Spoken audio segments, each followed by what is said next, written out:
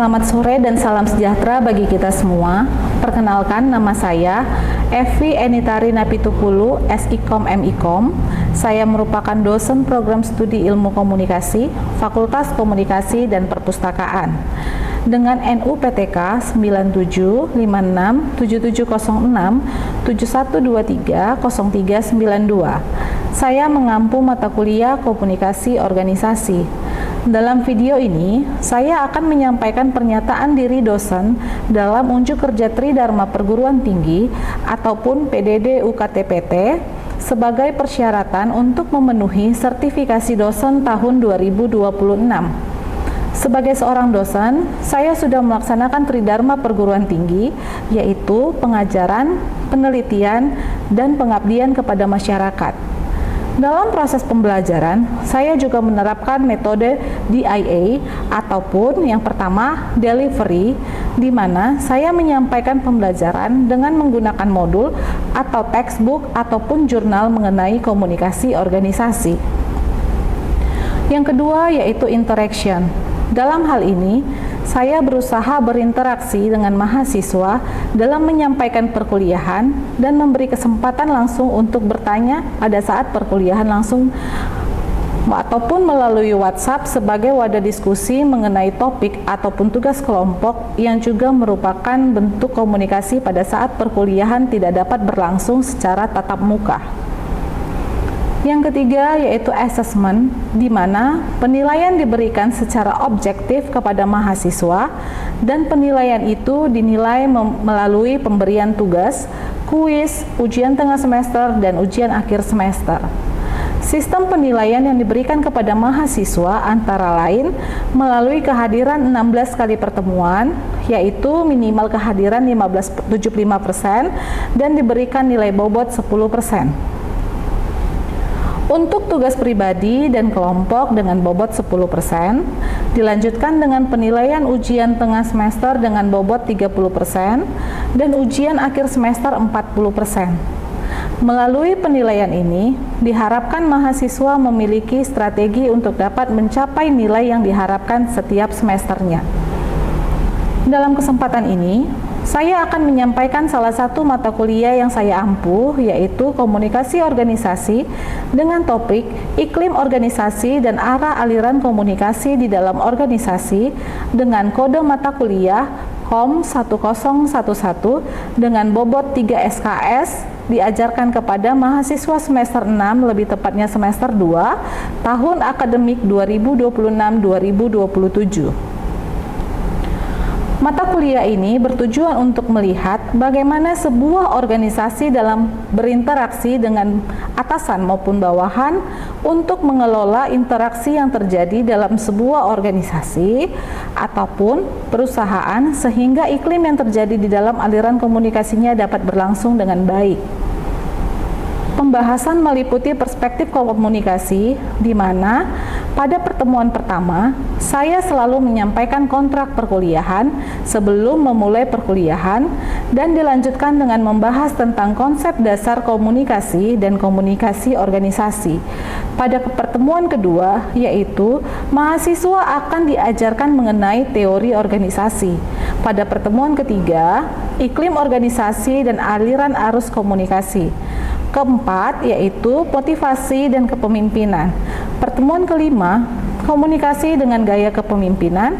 Pertemuan keenam, analisis kasus organisasi dari setiap media.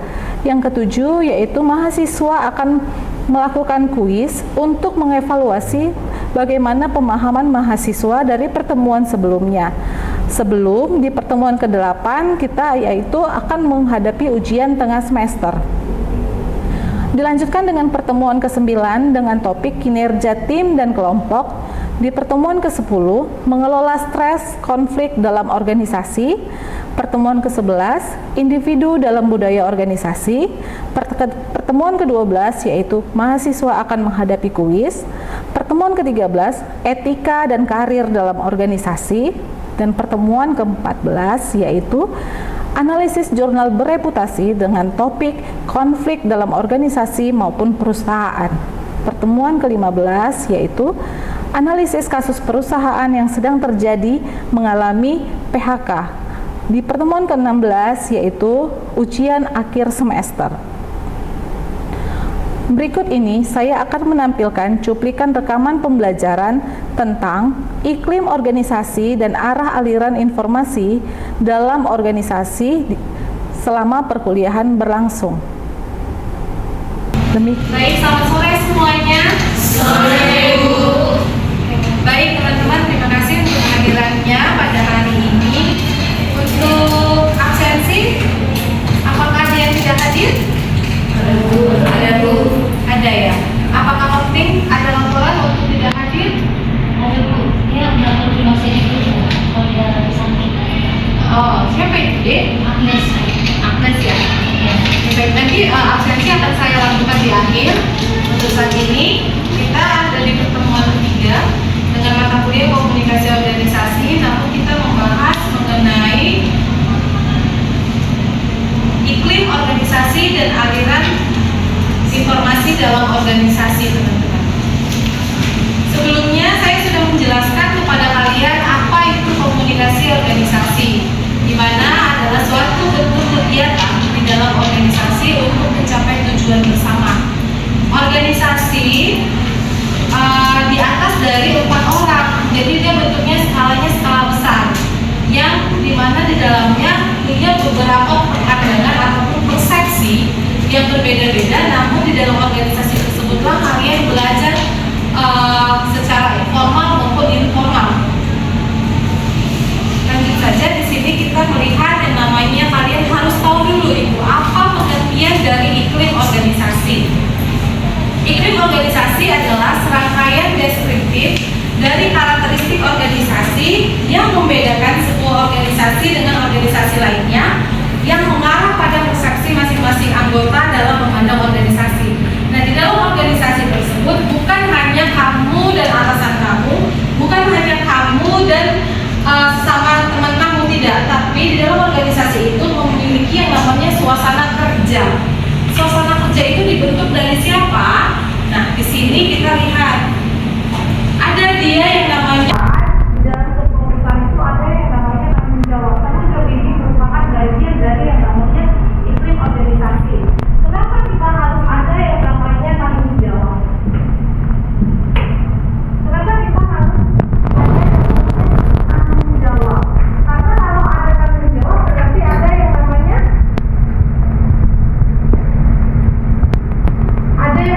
beban kerja, teman-teman. Di sini ada beban kerja. Kenapa di dalam sebuah perusahaan ada tanggung jawab? Karena kalau kalian bekerja harus ada beban kerjanya.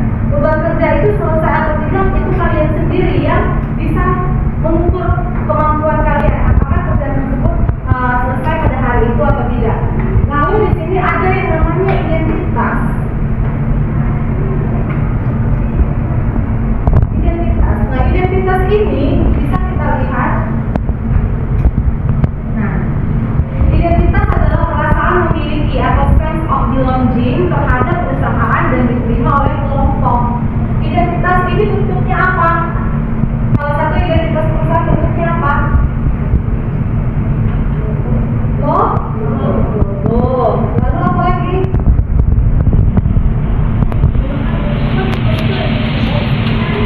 Kalian kalau AMP itu punya apa? Itu kan yang kalian pakai itu AMP itu apa? Seragam perusahaan. Kalau di dalam perusahaan namanya seragam perusahaan. Kalau di dalam organisasi, kalau di dalam AMP apa? Baju AMP kan. Identitas ini tidak hanya dari logo ataupun seragam, teman-teman. Ada yang namanya transportasi, di mana transportasi ini juga memiliki namanya logo. Tapi kalian pernah lihat nggak kampus kita? Ada tidak logo WSN-nya? Ada, di dalam satu titik saja tidak. Tetapi orang mengenal identitas WSN itu dari transportasi, bisa dari yang namanya seragam perusahaan. Contoh, ketika misalnya kalian kemana saja, kalian wajib memakai alma mater. Nah, alma mater itu ada logo dan ada nama universitas. Jadi orang-orang itu mengenal dari identitas kalian, apa yang kalian bicarakan terhadap identitas perusahaan, teman-teman. Nah, Lalu dilanjutkan dengan kehangatan. Nah, di sini kalau kehangatan perasaan terhadap suasana kerja. Kalau di kehangatan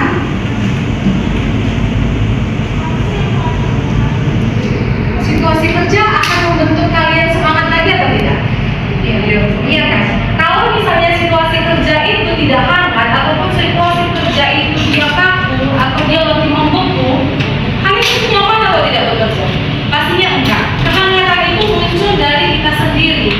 Kenapa? Kalau kita sendirinya membentuk suatu kerikil-kerikil kecil, maka kalian sendiri yang tidak nyaman di tempat kerja kalian. Itulah yang namanya kehangatan. Karena apa?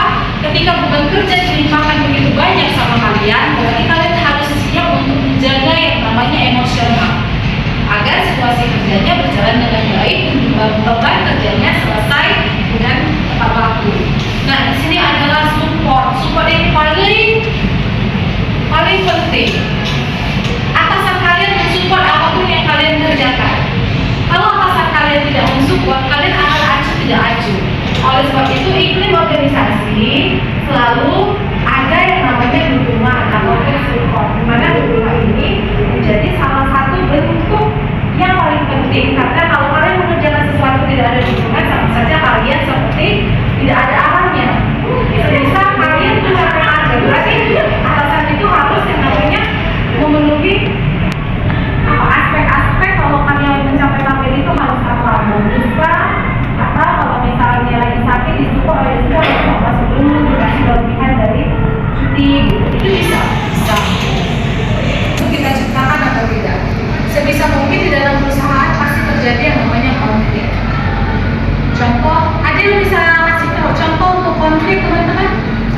Konflik dalam perusahaan atau konflik dalam HRP ada? Sari mungkin? Perbedaan pendapat ketika sedang berdiskusi, kadang konflik itu muncul ketika pendapat satu dengan yang lainnya bertabrakan. Tapi selesai ya? Selesai kalau ada satu bagus. Baik, kalau misalnya konflik itu ada dengan adanya perbedaan pendapat, kalian jangan langsung ambil keputusan bahwa masalah itu tidak bisa selesai. Dinginkan dulu, baru kalian bisa ambil keputusan. Elisa pernah merasakan konflik? Contohnya? Apa yang ada di grup?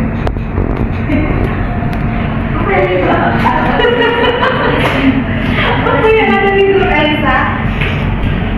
Menanyakan soal masuk hal ini.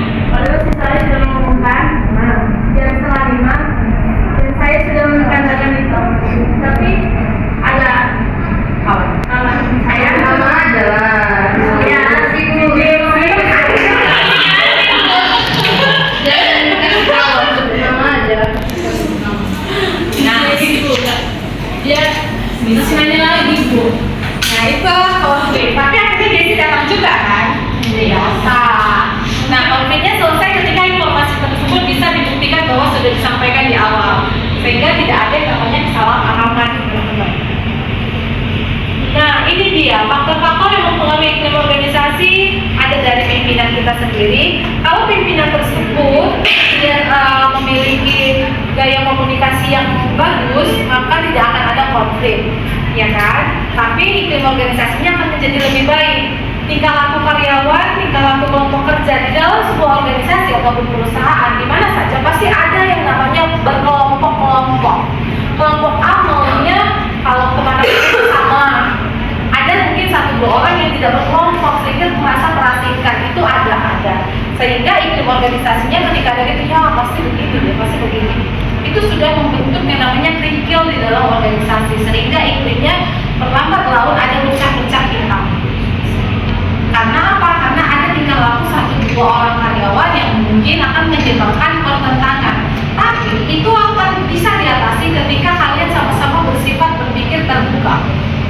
Nah, itu dia. Ada faktor eksternal. Faktor eksternal ini adalah mengenai ekonomi.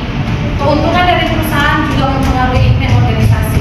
Kalau ekonominya, kalau misalnya produk kalian itu laris, perusahaan tersebut akan mendapat keuntungan. Sehingga apa? Sehingga karyawan bisa dapat kecipratan juga untungnya, bonus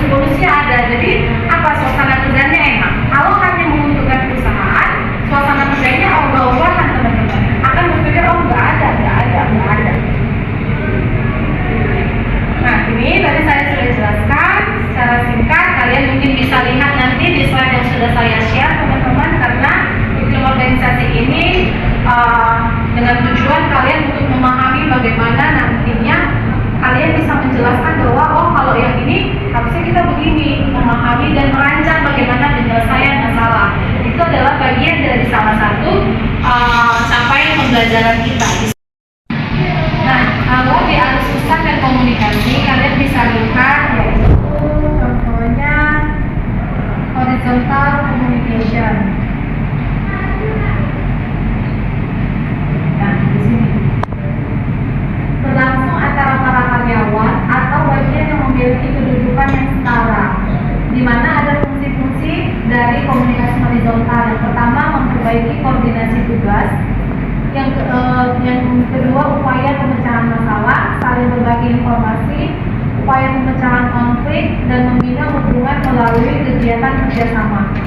Nah, kalau kita lihat horizontal communication ini berarti kalau kita umpamakan adalah di kelas ini. Kelas ini pasti akan seringkali ketika dosen memberikan tugas, kalian pasti berdiskusi sesama kalian.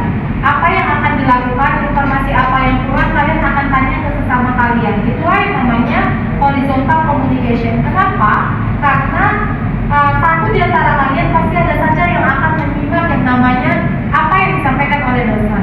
Nah, itu juga yang terjadi di dalam lingkungan kerja. Ada yang bekerja di sini?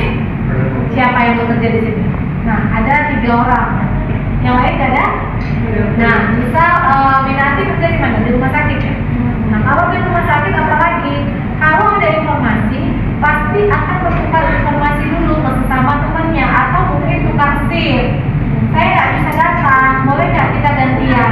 Kalau saya di hari Selasa, harusnya saya bisa nggak minta ke kamu di hari Jumat, kamu masuk hari Selasa. Itu bisa terjadi tidak?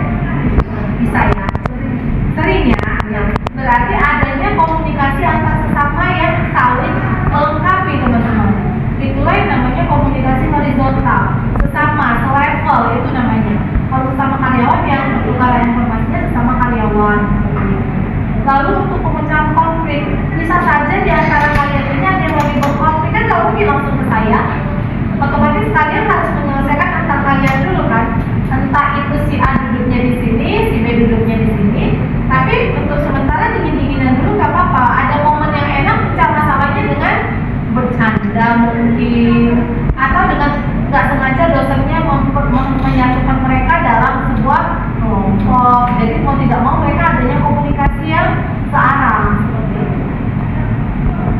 Nah, di sini ada yang namanya downward communication, di mana ada fungsi downward communication, pemberian atau penyampaian instruksi kerja. Lalu penjelasan dari pimpinan tentang mengapa suatu tugas perlu untuk dilaksanakan.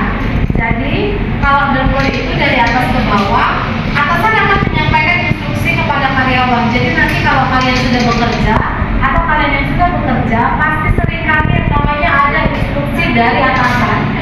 Informasi-informasi yang membuat kalian itu harus mengerjakan ataupun menyelesaikan informasi tersebut. Nggak masalah itu kalau misalnya ada informasi, selagi beban kerjanya masih bisa kalian kerjakan.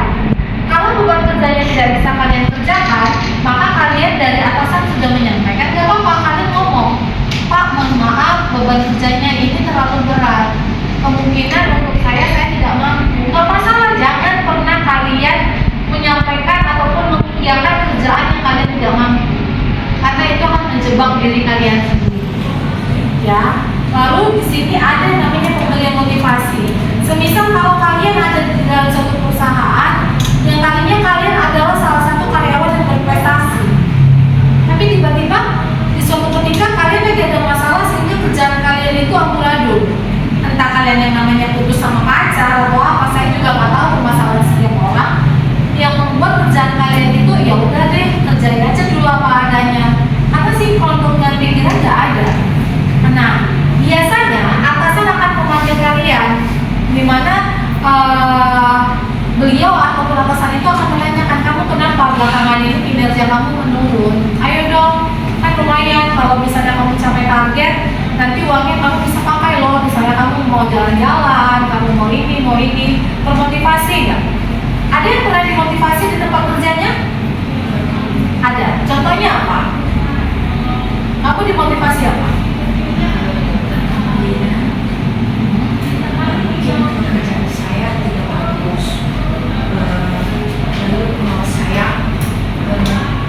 memotivasi saya mungkin dipanggil secara sendiri. Dia memotivasi saya, beginilah kekurangan pekerjaanmu,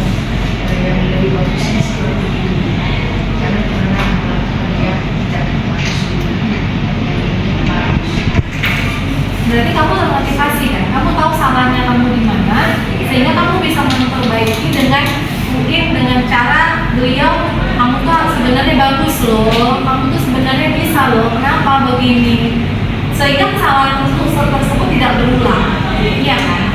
Nah itulah pentingnya kalau kalian itu bisa menjalin komunikasi dengan baik untuk antara atasan dengan kalian. Dari atas ke bawah, dari bawah ke atas di sini. Nah, kalau dari atas ke bawah, dia adalah seorang pimpinan yang memberikan instruksi. Kalau misalnya pimpinan ataupun mungkin dekan misalnya, Vi tolong informasikan kepada mahasiswa bahwa hari Senin kita ada acara. Saya akan menginstruksikan ke kalian sehingga kalian mendapatkan informasi, ya kan? Tapi kalau dari atas itu namanya downward. Kalau misalnya upward, nah itu dia dari bawah ke atas. Nah kalian menanyakan ibu, apakah kita akan ada kegiatan kampus, kegiatan besar? Nah kalian menyampaikan ke atas dulu, bukan langsung tiba-tiba kalian ke rektor. Kan enggak, kalian kan harus ada jenjang. Kalian sudah berdiskusi dulu, komite menyampaikan ke bagian prodi akan mempunyai jawaban dengan pertanyaan kalian sehingga prodi pun memperoleh informasi tersebut dari atasan. Jadi ada berjenjang teman-teman. Ya kalau dia seperti ini, sesama kalian adanya keputusan-keputusan yang diambil oleh kalian untuk misalnya suatu kegiatan. Nah itu kan kalian yang merancang, angkatan-angkatan kalian yang mau merancang. Dan sini ada yang ingin disampaikan atau ada yang ingin ditanyakan?